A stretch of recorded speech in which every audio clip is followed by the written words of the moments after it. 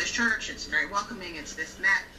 But when we got there, again, the same type of experience where we just didn't feel, it was, they did have more families of color at this particular church. It was much smaller, but it was more, it seemed like it was more for you hear that? Sake, you hear that? Than it was because they actually understood the gospel and understood the need for racial reconciliation. Did anyone in the church ever say anything that made you feel uncomfortable? Do anything? It wasn't.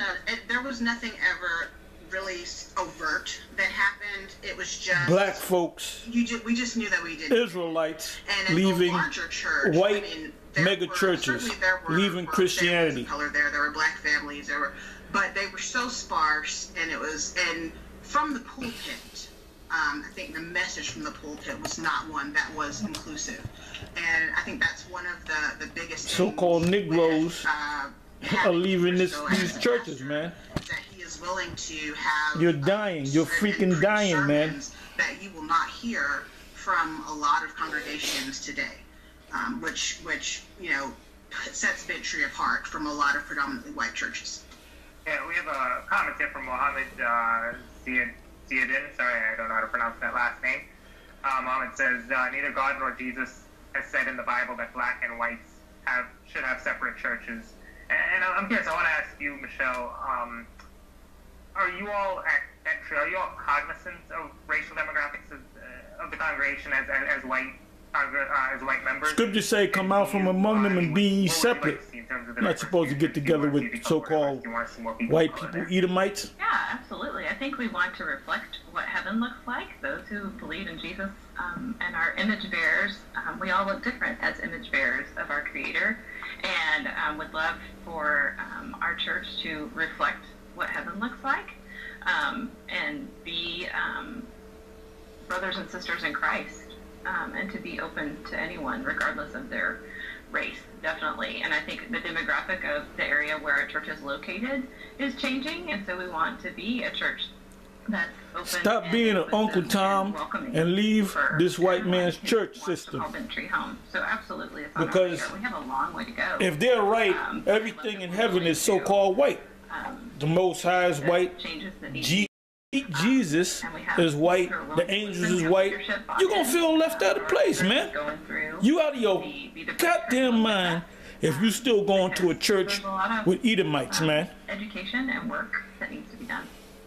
Yeah, let me put... comment from Darnell Barber. Darnell says, left one of these churches a few years ago, didn't appreciate pastor telling congregation who they should vote for when the recommended candidate was a milquetoast racist. Another question for you, Michelle. I mean, do you, the phenomenon that we're talking about here is, black people leaving predominantly white churches. Do you understand why that would happen? I'm just curious, from as someone, as a white person who goes to a church that, embraces people of color. Do you understand why that's happening and what response? Yeah, let me just read this here. It says, the New York Times, English black worshipers have been quietly fleeing white megachurches since the 2016 elections. How can black and white worshipers create churches that are integrated and inclusive? Join our live chat with April Thomas and Michael Henderson as they discuss their efforts to bridge the color line at their church in Carrollton, Texas. New York NYT writer, New York Times writer John Elegant will take your questions. April, blah blah blah. Boy, let me read that again. The black worshipers have been quietly fleeing white megachurches since the 2016 election. How can black and white worshipers create megachurches that are integrated and inclusive? It's never going to happen because so-called white people think they're better than you, and so-called white people have no business being in the church anyway, if that's the church of God, so to speak. When I say church, I'm using it in a biblical sense, a gathering, Okay, a congregation. If 2 or 3 gather together, that's a church right there. You can be at a restaurant and you start, teaching out of the scriptures. That's a church right there. Okay. Okay. The topic again: the New York Times English black worshipers have been quietly fleeing white megachurches since the 2016 elections. Okay. And let me zoom in on it so you can see it, because I hope you can see it anyway. I'm gonna put the sound back up. Or white, very affluent families who, said, well, the reason if you are, and they weren't necessarily directing it at me and my family, but the comment was made, if you the reason that you're not where we are or doing what we are doing or having what we have is because you haven't prayed enough or because of your own personal responsibility. It was just not a good feeling at all. And even from the they putting a guilt trip on Jake. If you in a race, if you in the 100-yard dash, and they have 2 guns and they have a so-called white man, Edomite, and then they have you, and they have a gun for the white Edomite, and they have a gun for you that go off when you run that race. They said, when you hear your gun, run. If they take the Edomite gun for the Edomite racer and they blast it, the Edomite's going to start running.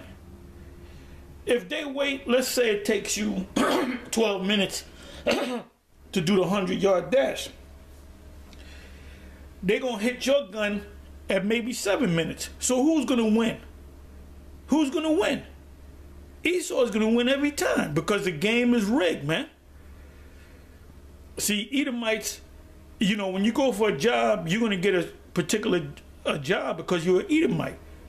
You're a so-called Israelite or so-called Negro, go for that same job if they're looking for an Edomite, unless they're looking for a token. Man.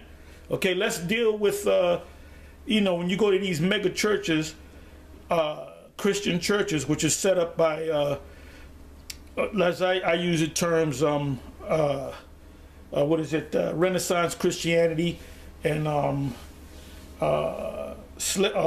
plantation Christianity, all right? The slaves were taught Renaissance Christianity, meaning everything that has to do with the scriptures is so-called white or Edomite. And people, Jake, here it is 2018, Jake is finally waking up. The Israelites are waking up. And, they try to sit and touch elbows with Edomites, white people, and it's not working because Edomites are showing their true color, man. What does it say in Revelation 12:12? The devil's going to show his true horns, man, what he's all about. For the devil shall come down on you having great wrath, because he knoweth that he had but a short time. His lies are running out. His lies are catching up with him, man. And plus, on top of that, you got us here at Great Millstone, and then I got to mention the other Israelite groups, because they're teaching that you're Israel. They're not teaching you the full truth. Now, if you want to get the full truth, the whole truth, you got to come to Great Millstone, man. And you got to learn who you are. Once you become an Israelite, then you understand why you're here, why your foreparents came over here in cargo slave ships, Deuteronomy 28, verse 68, which these Edomites are saying, oh, that doesn't mean that. It does mean that. Deuteronomy, the 28th chapter and the 68th verse. Matter of fact, Deuteronomy, the whole 28th chapter, starting from the 15, 16 verse on down to the 68th verse, is talking about the curses that you were going to go through. And it was talking about the curses going back in the past. Part of the curses is when you came to the Americas and served slavery. It tells you in Joel, the 3rd chapter, in the 3rd verse on down, it speaks about how they sold us for a wine that they may drink. They cast lots for us. So when you read about when you read the scriptures and you read about the Israelites, we are those people. We are those people. And you have no business, you know, getting together with Edomites, man.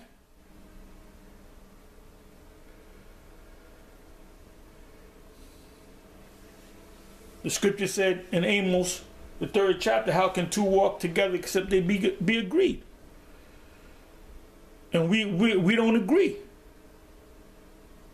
When you go to Genesis, the 25th chapter, from the 19th verse on down, key point is in the 25th verse, it speaks about the story of Jacob and Esau.